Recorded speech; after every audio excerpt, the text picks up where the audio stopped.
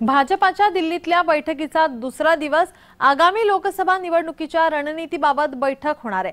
पंकजा बावनकुळे, आशिष शेलार यांची या बैठकीला उपस्थिती। भाजपाच्या दिल्लीतल्या बैठकीचा दुसरा दिवस आगामी लोकसभा निवडणुकीच्या रणनीतीबाबत बैठक बोलावण्यात आली आहे।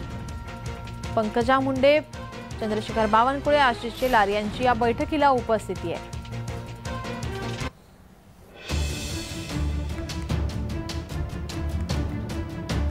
भाजपाची दिल्लीमध्ये बैठक होते। बैठकीचा आजचा दुसरा दिवस आहे। आगामी लोकसभा निवडणुकीच्या रणनीतीबाबत या बैठकीमध्ये चर्चा होते। जे.पी. नड्डा यांच्या अध्यक्षतेखाली या बैठकीचं आयोजन करण्यात आलं। यावेळी या बैठकीमध्ये पंकजा मुंडे, बावनकुळे, आशिष शेलार उपस्थित आहेत। आपले प्रतिनिधी मनोज दयाळकर आपल्यासोबत फोन लाईन वरून जोडलेत। मनोज, काय अधिकची माहिती? नक्कीच आपण बघितलं भाजप पक्षाकडून दिल्लीमध्ये बैठक बोलवण्यात आलेली आहे आणि आजच्या बैठकीचा हा दुसरा दिवस आहे। काल देखील बैठक बोलवण्यात आलेली होती।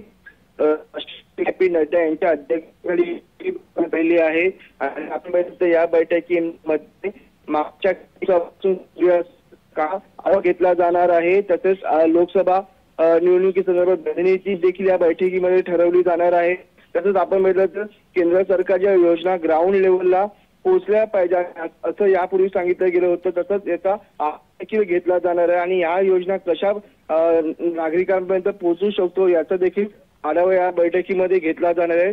तसंच आपण बघितलं या बैठकीमध्ये पंकजा मुंडे, चंद्रशेखर बावनकुळे, आशिष शेलार, विनोद तावडे हे दिल्लीत उपस्थित झालेले आहेत आणि आपण बघितलं या बैठकीमध्ये कसा भाजपचा झेंडा येणाऱ्या आगामी निवडणुकीमध्ये फडकवू शकतो आणि पुन्हा एकदा नरेंद्र मोदी यांना पंतप्रधान जागी बसू शकतो असा अजेंडा घेऊन ही बैठक देखील बोलवण्यात आलेली आहे। आणि आपण या बैठकीमध्ये लोकसभेचा आढावा घेतला जाणार आहे, तसेच विधानसभा निवडणुकीचा देखील आढावा घेतला जाणार आहे आणि कशा प्रकारे रणनीती आखली जाणार आहे या बैठकीमध्ये ठरवलं जाणार आहे। धन्यवाद मनोज, तुम्ही दिलेल्या सविस्तर माहितीसाठी।